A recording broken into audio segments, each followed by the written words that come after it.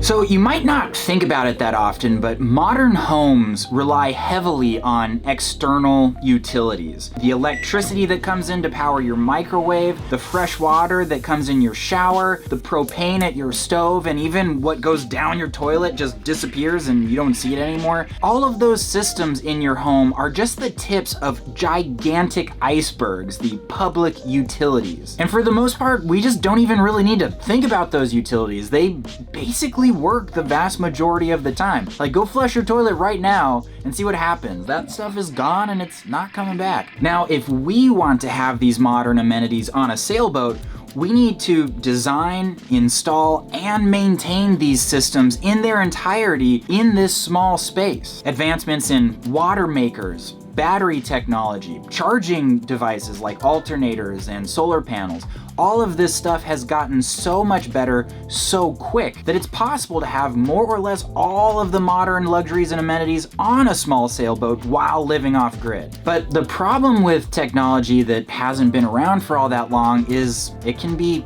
somewhat unreliable. And when living off grid in the middle of nowhere with absolutely no support, reliability is really, really important to us. And this week we discovered that one of the most important systems on this boat is not as reliable as we thought. There's no power to the boat. I don't understand what's going on. I mean, can we use the heater? It's gonna get cold. Just eating by candlelight. Our entire electrical system is completely shut down. This is not working. I mean, basically the only thing that we have is water. All right, well, Dad is working late tonight on the electrical system, and so Issa and I are getting all ready for bed. This little one skipped her walk with Dad because he's been working so hard, so late. You get fussy when you don't get your walk. What was that? The power's supposed to come back on. Did everything turn off? What do you mean? Everything was off. That's really weird. What? Okay, hold on. Let me just try it again. Okay. Okay, good. That's... I was just permanently wiring the washing machine, turned the BMS off to just kill power to everything, and now that I'm done, I'm turning the BMS back on, and it's giving me this alarm and killing the power. So okay, now the BMS is off, I turn it on, lights come on, alarm sounds, and then everything turns off, and then the alarm keeps going. But does this mean we'll have electricity tonight? I don't know. I mean, I have no idea why this is happening. If the BMS is not working, then nothing works. Like, that's the bridge between the batteries and everything. Whoa. Oh my God. I have no idea what's going on. So you mean we won't have power tonight? I mean, if I can't figure this out, no. Of course this has to happen at like, what is it, like 8 o'clock? Yeah. 7:30? Damn it. It's been getting pretty cold too, like, so we won't have heat tonight. Can I plug in my space heater, like, to the dock or something? So we could plug in, no, because the space heater it only runs on 60 hertz. We can't plug in the space heater. What about the refrigerator? Is that off right now?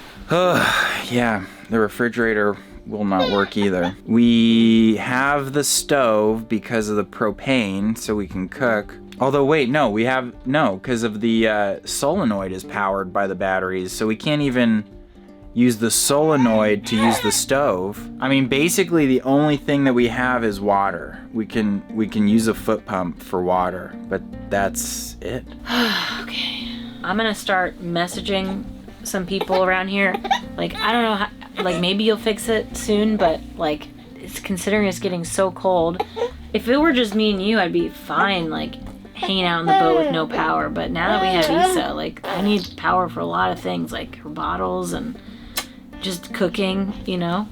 Heat. I mean, oh God, so we're just gonna have to, like, really bundle up tonight. Well, like you said, let's start trying to contact people. Yeah. You know who I could call is, our neighbor Lawrence was saying that we could stay on his boat, like, months ago. Yeah. I'm gonna try a couple more things. I'll shoot a message to Lawrence, and then, you go ahead and message whoever you can think of, and then we'll see what happens. Okay. Okay, well, I just put Issa to bed, and we are running dark on the boat, just eating by candlelight.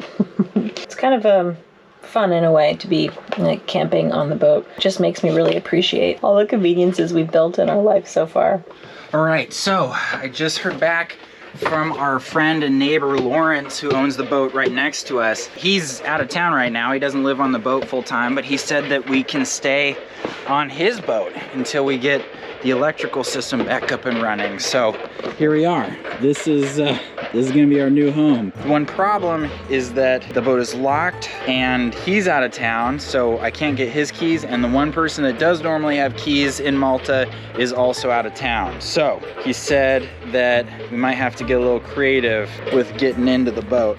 Hey Lawrence, how's it going, man? Yeah, I'm on the boat right now. Yeah, so you want me to go where? The forward hatch? Okay, got it. All right, so just turn those. Yeah, they're turning. I think the middle one's locked. Yeah, that one's not working. Okay, sure. Under the boom. Yeah, let's try this one. Nice.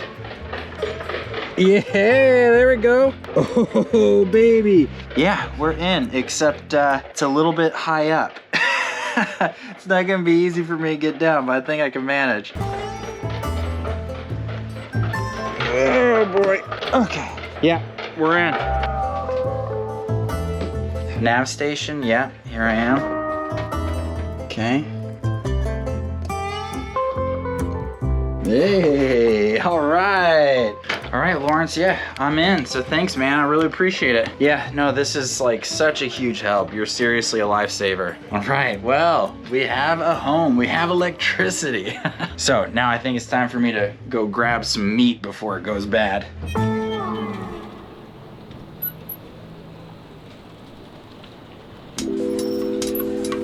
So you may remember back when Isabella was born that I went through a bit of a depression. Now, I wasn't expecting that at all. I thought that having a baby was supposed to be one of the best times of your life, but I went through a seriously dark time and it was tough. Now, I'm happy to report now that I am super in love with Isabella. I am just absolutely crazy about her. And I think the thing that helped me the most to get through that dark time was the support of my family. I mean, I feel seriously lucky and grateful that my parents and that Desiree's mom were able to fly all the way from the United States and give up so much of their time to help us through that transition. But I also know that not everyone is so lucky to have such a strong support network right when they need it the most. And that's why this episode is sponsored by BetterHelp. BetterHelp is the world's largest therapy service, and it's 100% online. With BetterHelp, you can tap into a network of over 30,000 licensed and experienced therapists who can help you with a wide range of issues. To get started, you just need to answer a few questions about your needs and preferences with therapy. That way, BetterHelp can match you with the right therapist from their network. Then you can talk to your therapist however you feel comfortable, whether that's text, chat, phone, or even video calls. You can message your therapist at any time and schedule live sessions when it's convenient for you. And if for any reason your therapist isn't the right fit for you, you can change therapists at no additional charge. With BetterHelp, you get the same professionalism and quality that you expect from in-office therapy, but with a therapist who is custom picked for you, with more scheduling flexibility, and at a more affordable price. So if you're struggling and need somebody to talk to, don't wait. Head on over to betterhelp.com/Atticus or click on the link in the description below and you can get 10% off your first month. And again, a big thanks to BetterHelp for sponsoring this video.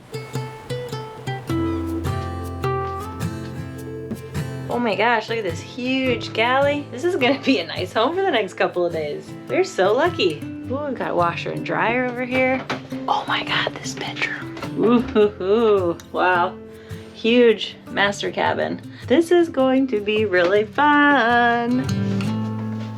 Okay, Isa, this is our new home for a couple of days. You want a tour? Yeah. What do you think, lady? You interested in that nav station? This is where Isa and I are gonna sleep. I like how there's like no sides of the bed, so neither of us can fall off the bed. I started co-sleeping with Isa in the beginning because after my C-section, that was the only comfortable way to feed her, and now she's just in the habit of sleeping with me. So we're gonna give it 6 months and then I'll do some sleep training.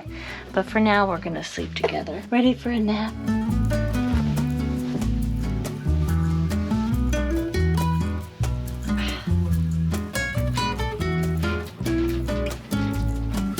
potato, grass. One day you're gonna eat grass too, just like Mom. So the obvious question is, what the heck happened? I mean, what went wrong? Why did our BMS just stop working? We've been in a long conversation with Ocean Planet Energy, who designed our system, as well as Lithionics, who builds the BMS, as well as the batteries that we have. And long story short, we're not entirely sure yet exactly what happened. But what we do know is that it has something to do with the contactors. Now, a BMS, which stands for a battery management system, is the thing in between the batteries and our entire system. And the BMS's job is to protect the batteries as well as this entire system. And it does that by making sure that if anything starts to go wrong, the BMS will just open up the switch and just shut off power to everything. What most likely happened is if there is a huge load on the system, so there's something in the system that really wants electricity and it wants a lot of it, when that switch goes to close, just before the two parts of the contactors contact, the pull of electricity that that load has can actually cause an arc. It's like you have a little strike of lightning between the two sides of the contactor. And that lightning, that arc, can create so much heat that it can actually weld those contactors. Now, we don't typically have high enough loads on our system to make that happen. But one thing that can happen is our inverter charger, the thing that basically turns our 12-volt battery electricity into 110 AC electricity, like the stuff that you use in your house. That device has capacitors in it. So what can sometimes happen is if you turn off a BMS, if you open up those contactors while an inverter charger is still on, it will drain the capacitors. Then when you go to switch the BMS back on and that switch gets real close and all of that load from the entire system really wants to pull electricity from one contactor to the other, the capacitors inside of the inverter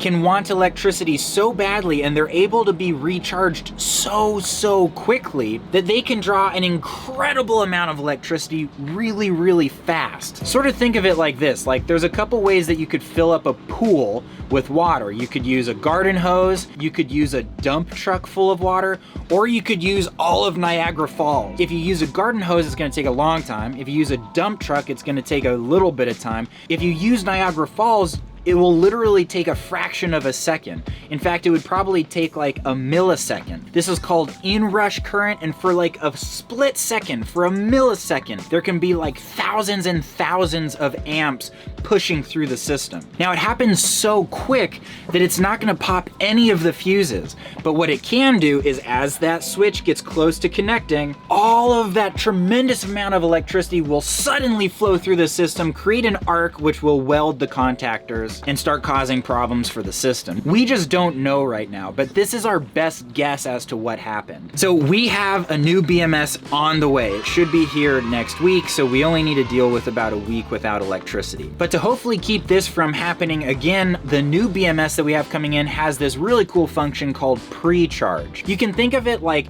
air pressure on either side of an airlock. One side is a total vacuum, the other side has like 1 atmosphere of pressure. That air is gonna really wanna go through, and if there's a weak part in the door, it'll just break through the door. What pre-charge does in this air vacuum analogy is it creates a teeny little tunnel from one side of the airlock to the other. So before the contactor goes to close, that teeny tiny little channel will equalize the air pressure on both sides, slowly, gradually, and safely until both sides are more or less at the same amount of pressure. Then that airlock can open and there's no like crazy blast of air that happens. But aside from this issue with the BMS, something that I was kind of blown away with this situation is just how fragile our electrical system is. I mean, a single failure point, the BMS, and our entire electrical system is completely shut down. And that's just not acceptable. So back in Maine, when we were designing and installing our electrical system, we weren't being completely completely naive in the sense that we didn't design the system without any sort of redundancy whatsoever. What we did do is we installed this combiner switch back here. So this switch switches on and off the power from the batteries to this electrical panel up here. So when we go on, it feeds power to the panel, but the BMS isn't working, so we get nothing. But the switch can go a little bit further to this combined batteries slot. Boom, we get electricity again. The reason is this basically combines the house battery bank and the start battery bank. So the start bank is the battery that is dedicated only to starting the engine. The issue is that we realized that with the dual channel BMS, what we have done is we have combined the start battery bank with the load bus on the lithium system. So we're able to power everything from the start battery, but we're not able to charge the start battery because the charge bus is not connected to the start battery. So the solution here to make our electrical system more redundant, more robust, is to install another switch. And this one will basically allow us to connect the load bus and the charge bus in an emergency like this. So if we lose our BMS, if we lose our lithium battery system, we'll just turn this to on, we'll turn this to combine, and then boom, we'll be able to run everything off of our start battery, and we'll be able to recharge our start battery. So I went to a local electrical store, had these giant cables made up with these terminal fittings, got the switch. Let's do this thing.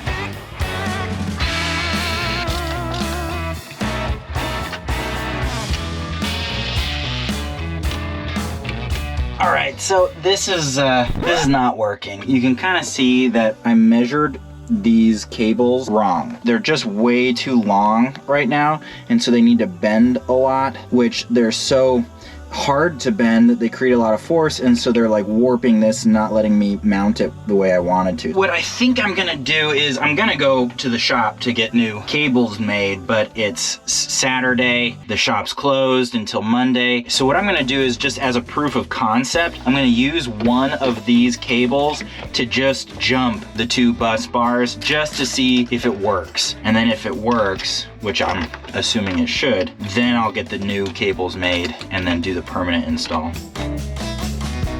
Okay, here we go. So moment of truth. I'm going to switch this switch over and see what happens.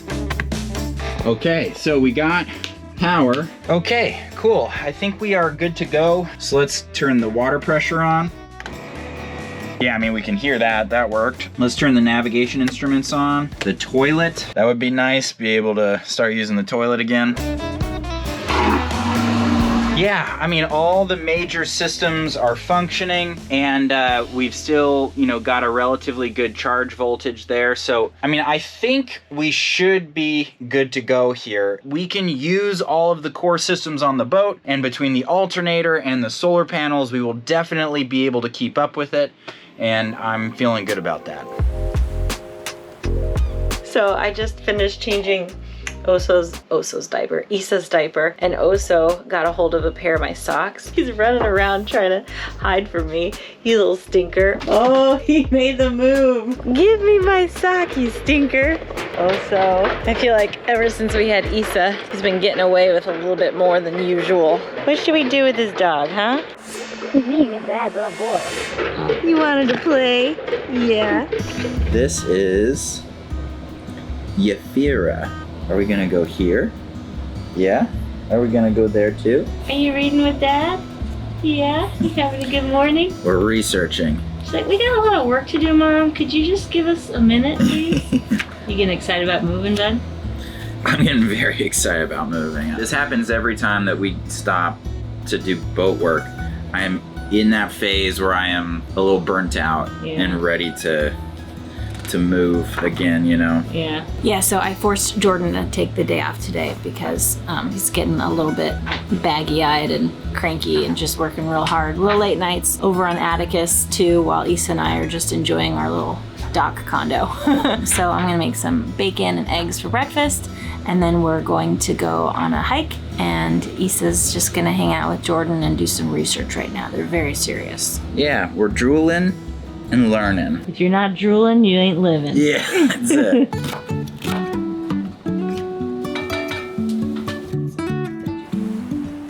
All right, so we're getting ready to grab an Uber to our hike.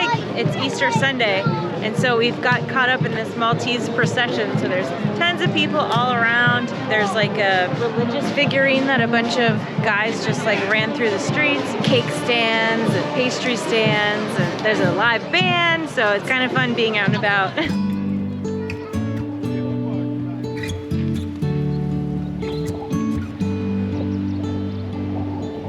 Hi. Hey you, pretty baby.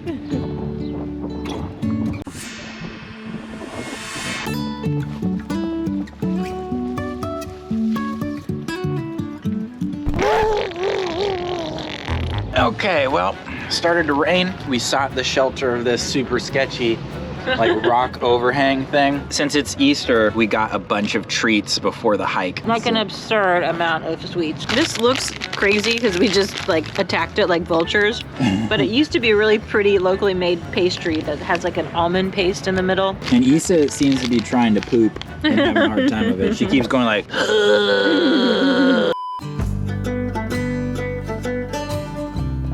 good job. Good boy.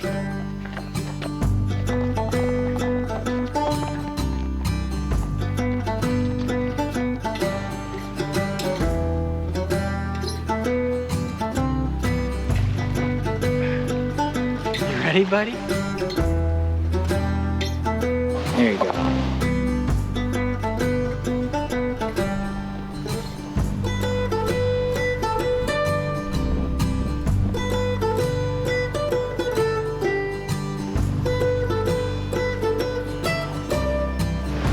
Okay, I'll see you, Oso. Stay.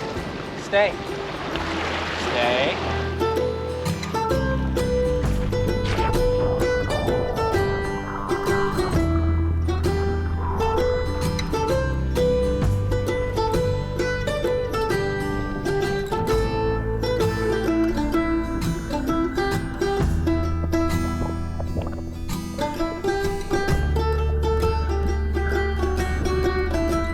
Now this is badass. Wow. How awesome. I love this place, man. Wow. You can see both sides of the cave. That's so cool. Oh, okay. Well, I better get back. Osa's gonna freak out. He's gonna panic. We did the whole minimalist thing with Atticus 1, and we had some amazing experiences on that boat. But the desire to enjoy the comforts of modern amenities was always with us, and we experienced a strong pull to someday move ashore. Our goal with Atticus 2 is to build a floating home with fewer compromises, where we can raise our family for years to come and where we won't feel like we're missing out by not moving ashore. The important thing is that we keep identifying these fragile points in our increasingly complicated systems and put redundancies in place to ensure that we can cope with any failure. At the end of the day, modern luxuries are really nice, but as long as our core systems continue to function, we can always make do without the fancy stuff for a little while.